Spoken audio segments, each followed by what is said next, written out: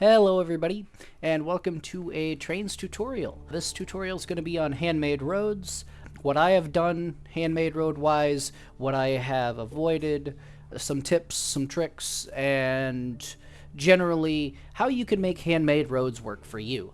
It's a pretty daunting concept when it comes to thinking about handmade roads. You know, oh, I'll just place down a spline road, it'll be close enough, it'll be fine. Well, handmade roads make it a little bit closer. So, a couple of things. These are basically everything you need for a handmade road. You have different parking lots here.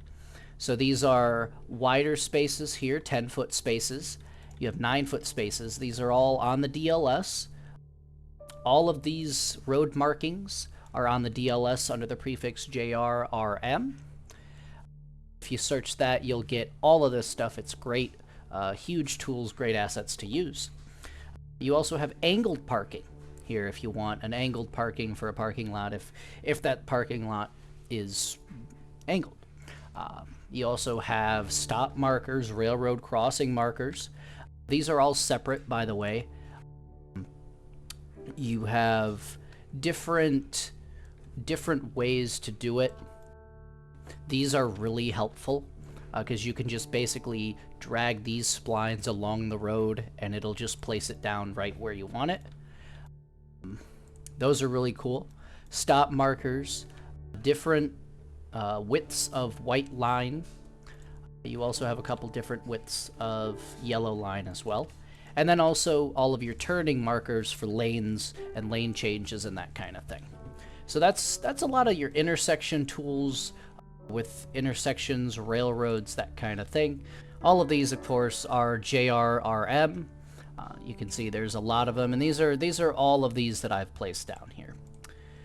So you also have your white and your yellow lines for roads themselves, right? So you have you have more of a dotted, you have a broken, it's what it's called.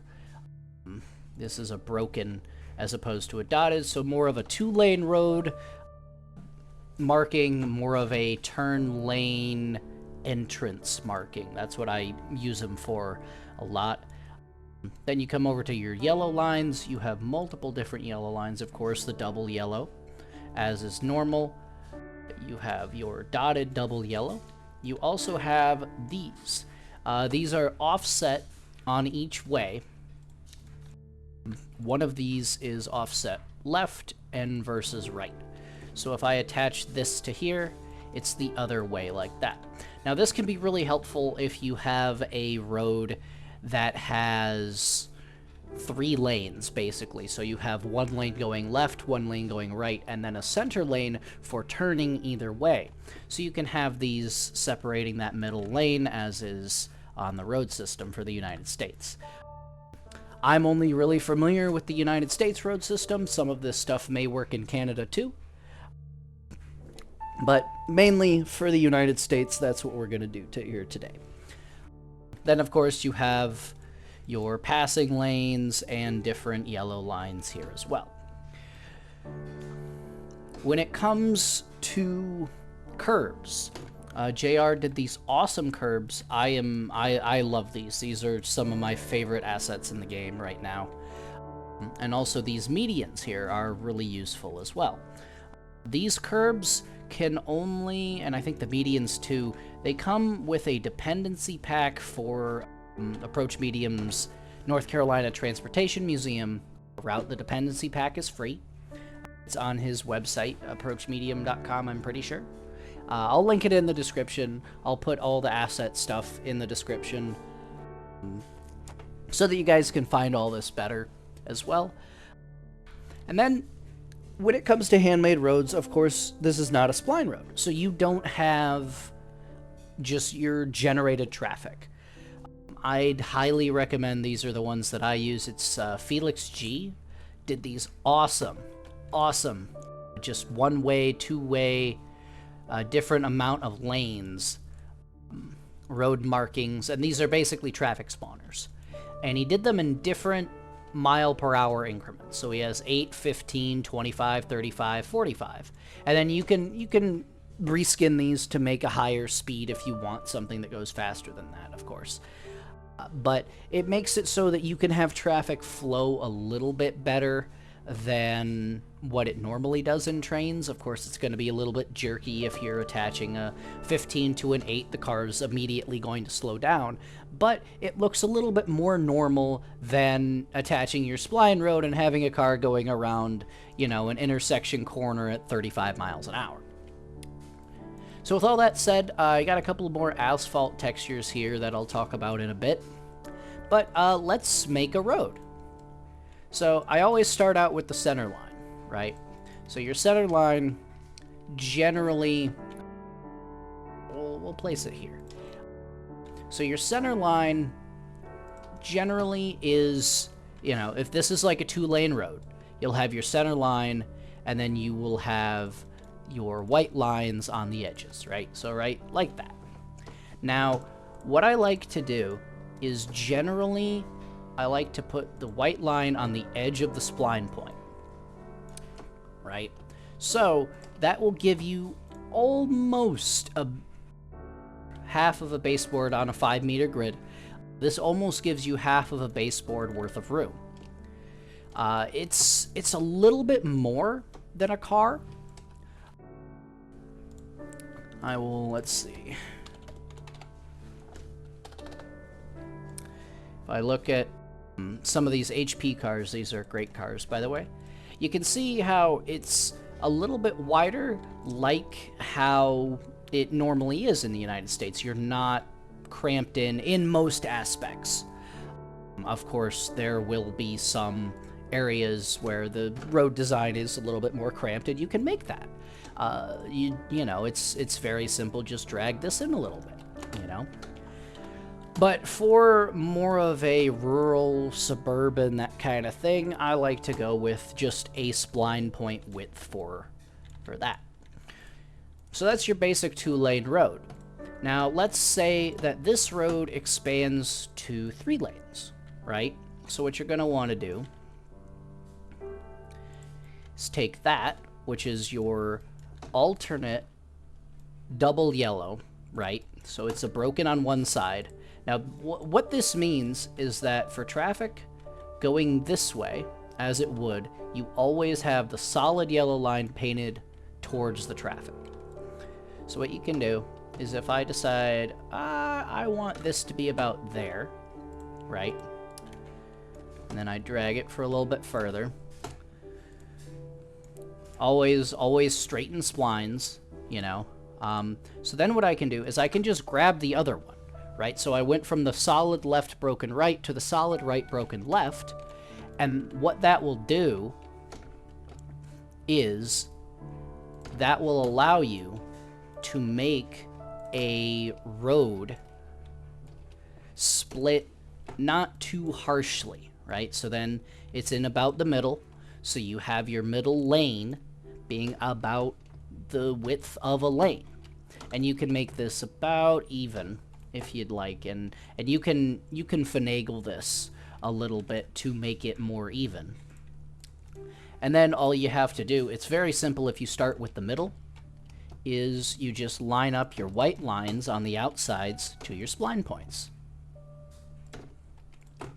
And don't forget to straighten your spline points again. And there you go. So now this lane goes from a 3-lane intersection, or sorry, 3-lane road into a 2-lane road. So, how are you going to make this lane function? Well, this is where your markings come in. So there's arrows right and left, and then there's also the ones that have only on them. And how these work, it's a spline, and it repeats right from where you started. So if you do that, or, well, I guess it should be left from here. So if you do that, and then go back the other way with a right, covering about the same distance, you come back the other way with also a left. You can tell I've rehearsed this. then what you have is you have a middle turn lane where people can move into the middle turn lane from this way into here and then make a turn without disrupting traffic on this lane, which is found a lot of places in the United States. So, intersections, right? When it comes to intersections, this is where I cannot stand spline roads. Spline roads are good for some aspects. Intersections, they are not. A lot of the intersections that you'll find are kind of crap. But we can make it work. So let's drag this a little bit farther. And then what I want to do is I want this middle lane here to turn into a turn lane, right? So let's say this is an intersection up here, and you have, you know, your lanes, and here's the intersection here. So what you're going to want to do is you're going to want to take that double yellow, or the single yellow dotted, and bring it all the way up to about where your intersection is, right? And then go about a little ways back, and this is all handmade, and this is all, oh, you know, you can eyeball it to an extent, right? So then add a little bit onto the end, delete that spline, replace that with a double yellow. So now what you have is you're going to have your single yellow go back in and end right here. So now your double yellow has returned, and your single yellow has ended from this turn lane. And then all you need to do is create your turn lane itself in this space. Now you already have this center point lined up, and you can tell it's about lined up because you have your splines about in the right spot. Now all of this can be refined to be very exact. I don't think it's that necessary, but if you want to, I'm, 100% recommending it. So, what I like to do is take a broken white line, attach it to there, and a little bit farther than when your yellow lines come together, delete the spline there and replace that with a dotted line. So now what you've done is you said, okay, this is now no longer a double yellow line. It is a dotted white line, so this is where you can enter the turn lane, and this is your turn lane in retrospectively a two-lane road.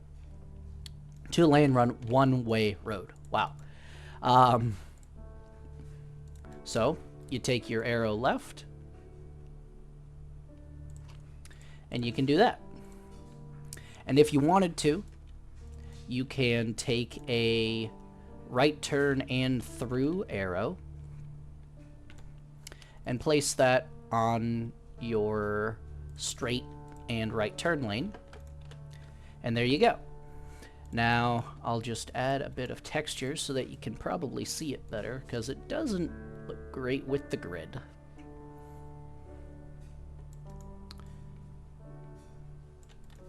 And just from that little bit of texturing there, you can see it great.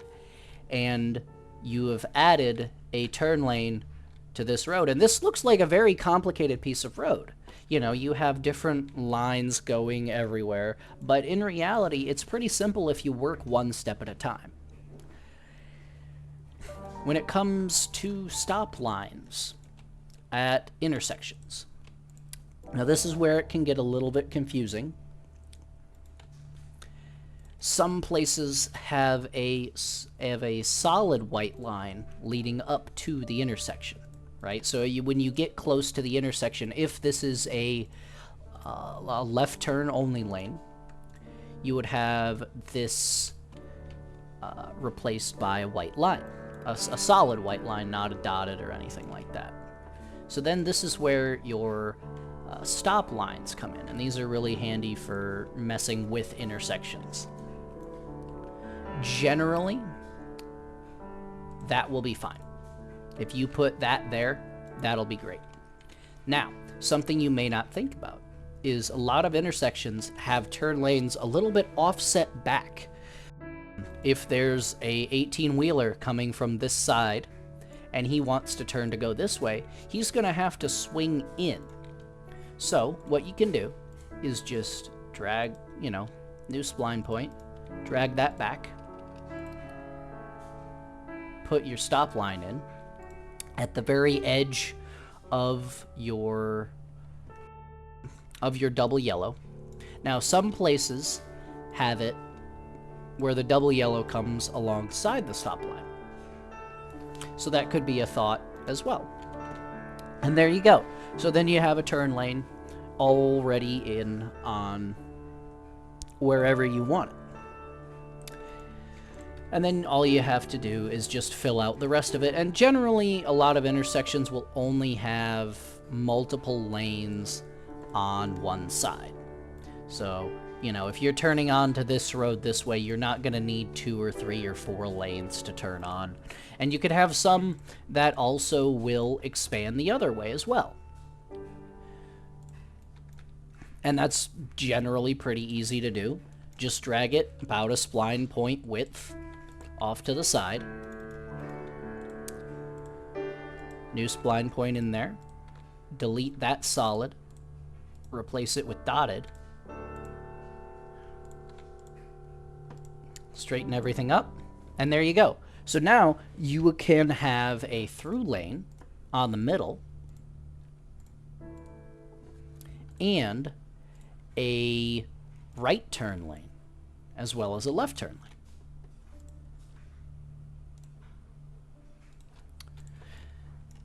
And, I'm just filling these in as needed, but generally these would be about in the same area. But I mean, it's pretty simple in the way that you can do it like that. And it doesn't take forever. And generally it makes it look pretty good. So then what you do is you take your curb. And these are a little bit finicky sometimes, but I like to rough it out forehand. And this is a pretty simple curb. And you rough it out, and then you bring it about up to the line, pretty close, not on it. You want to still be able to see the line in some cases.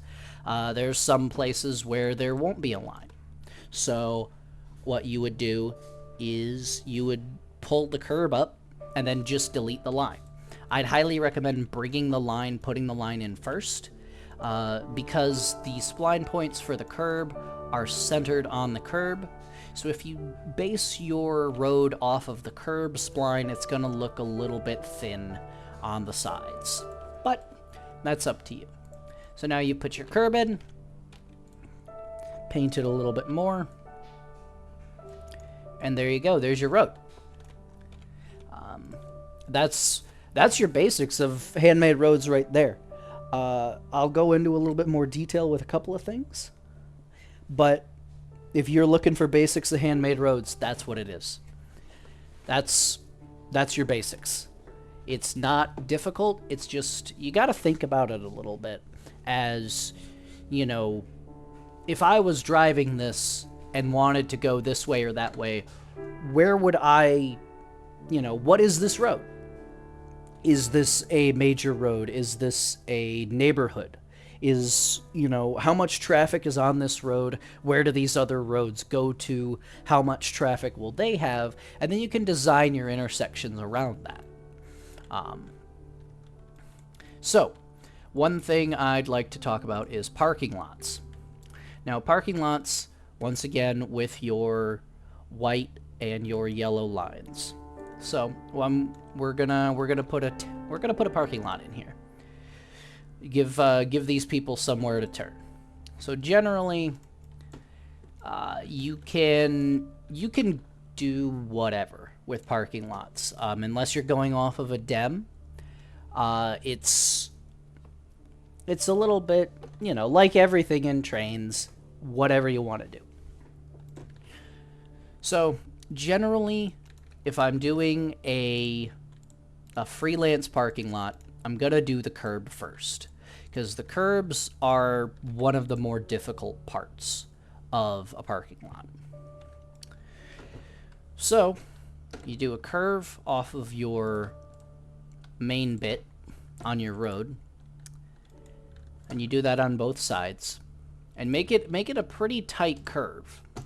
You're only gonna need 2 lanes in here, if that. You know, parking lot entrances, you're not gonna be running down here at 40 miles an hour. So something that I've seen a couple of people mess up and a couple of times happens is you put your parking lot in, you put your curb in like this, you make your turn, and then you go down the end of the spline. Now, this is fine if it's a background thing, but if this is something that your train's going to be rolling by on this side of the road at 5 or 10 miles an hour or whatever, you're going to want to go a little bit more detailed than this. So what you're going to want to do is bring your curb spline all the way in to the end of your parking lot, the end of your parking stripe, as for the parking spot itself. Make a little curve at the end, straighten that. So now what you can do is you can adjust it a little bit, you know, pull it out. I've also had a couple of times where if you add a spline point at the very center, you can pull that out a little bit more and get a little bit more of a rounded edge on your curb there. Do a little curve there at the inside of the parking space, and then just match it up to the other side of your parking space there, and then always go back and look at it, because you'll never get this exactly correct, and then just fiddle with it a little bit, move it back and forth, and that's about good. So now you have your median here that comes out into the parking lot, and you have the end of your parking lot strips there. So once you have that, how do you get more parking in? Well, you add a second strip of parking spots. What I like to do is take a road, put it down the middle of where you'll have people actually driving, you know, as is, and then put your second line of parking spots on the other side of that road. And if this was a parking lot that had multiple levels of parking, multiple rows, you put a median in there, and then you start again and put your parking spaces in on the other side of the median. And then you delete the road, and that's a pretty good width between parking spaces, and then you can just color it in with some asphalt as you see fit. However, with HD terrain, this may no longer be a problem. But when you're working with parking lots like this, you're gonna have spaces like that in the middle where it's not truly a spline or a grid square in between, but if you fiddle with it enough, you can get it pretty close. I always err on the side of road over grass. So you can have it like that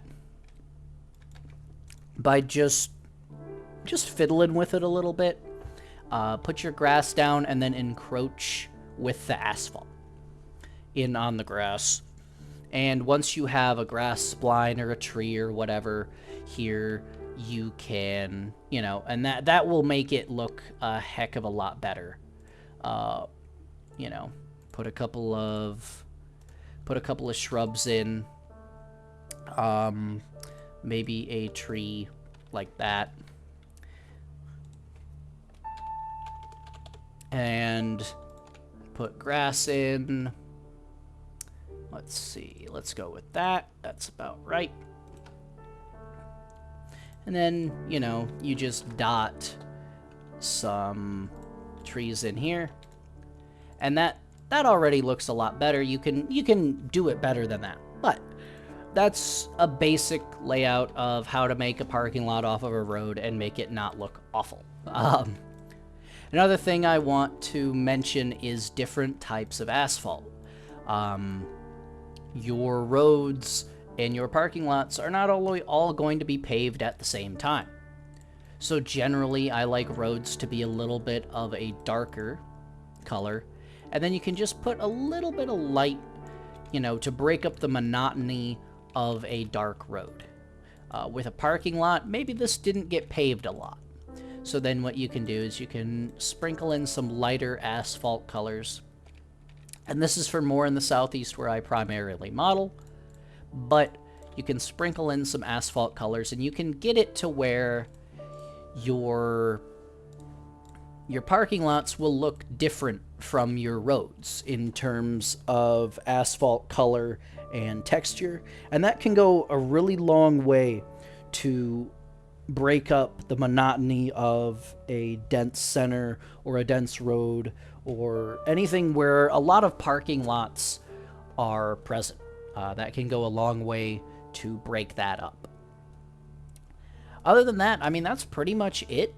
Railroad crossing wise, generally, you know, put your marker, and the good thing is when you do your spline points, one spline point width, wow, that's a mouthful, away from the other one, generally this will fit pretty well. With the railroad markings inside, it fits pretty snugly on the inside. And then once you come up to your railroad track, you just want to put a stop line in there and just make it so, you know, and you can make your single you can make your double yellow go across if you want. You can have a break, but make sure you have your stop lines on both sides of your railroad crossing here, just to do all of that. When it comes to traffic, so now we'll talk about traffic a little bit. So traffic with these Felix G roads is pretty cool. So, you know, this could be a pretty quick road. So, and these traffic spawns always spawn backwards. So if you drive this way, if you drag the spline this way, the cars will go the other way. So just be careful with that. But it's pretty simple. Drag your spline along it, and there you go. What you can do is, you know, you can force perspective in terms of traffic movement in trains. And what I mean by that is you can force, you know, oh, more cars are actually moving than are actually moving. So if this was a business or whatever, I've done little loops of traffic around businesses just, you know, at a slow speed. So, you know, it's not where you have all these cars on the roads and then all of the parking lots are barren, you know. So that can also be a tip for making it. So if you wanted to have, if you had a track, you know, if you had a track here, what you might want to do is you may want to have a separate road or a separate spline for traffic that branches off. So that you can have traffic waiting at this crossing and this crossing, providing these roads go straight both ways. So you could have a little bit of interaction here as well. So you can have cars come out of this business or whatever it is at 15 miles an hour, and then once they're on the road, they can speed up to 25 and then go into the turn lane, where they would slow down again, to 15 miles an hour. And you can have this, and they'll overlap and whatever. Traffic won't mix too much, but it does breathe a little bit more life into your world. And then if this is a tight corner, you may want to just have an 8-mile-an-hour corner there. And then this would go back up to 25 or 15 or whatever you want to go through the corner there. Traffic stoppers for handmade roads, there's a ton of them out there to do traffic stoppers. One of the ones that I love to use is these little 2-meter traffic stoppers. It's close enough that they work with TRC, by the way. It's close enough that you can basically have the road roll right up and put the traffic stopper on the line. So what you do is you would take your traffic stopper, and here's your line. So if you place the traffic stopper on the line, then just fill it in, because these traffic stoppers will work one way. They work both ways on a spline road. However, when it comes to handmade roads, these figuratively only work one way because you don't have traffic coming the other way in this lane. So you do that and make sure your arrows line up. Make sure that it's not backwards. If it's backwards, your cars are going to turn around and it's not going to be fun. And that's basically where your traffic will stop 2 meters before that, which is about here, which means you're almost on the line, but not quite, so you can put a crossing gate pretty close to the line and still have room for traffic to stop and it won't go over it, which is awesome. They also have different lengths of traffic stopper here. A lot of different people have different lengths of traffic stopper. If you have, you know, a crossing that's at an angle, you know, you may want to use a little bit longer of a traffic stopper to get your gate where you want it, and then also have traffic stop far enough back to have the gate and have traffic stop behind the line that you draw. But that's about it when it comes to handmade roads in Trainz. I know this tutorial's awful, but I hope it comes in semi-useful for somebody out there. There is some... I'll post some screenshots of different intersections that I've done with handmade roads. If you have any questions about handmade roads, let me know in the comments. I will try and answer all of them that you can. And if there's enough questions, I might make a second video on handmade roads if there's enough interest. But that's all for now. Thank you guys for watching, and I'll see you next time.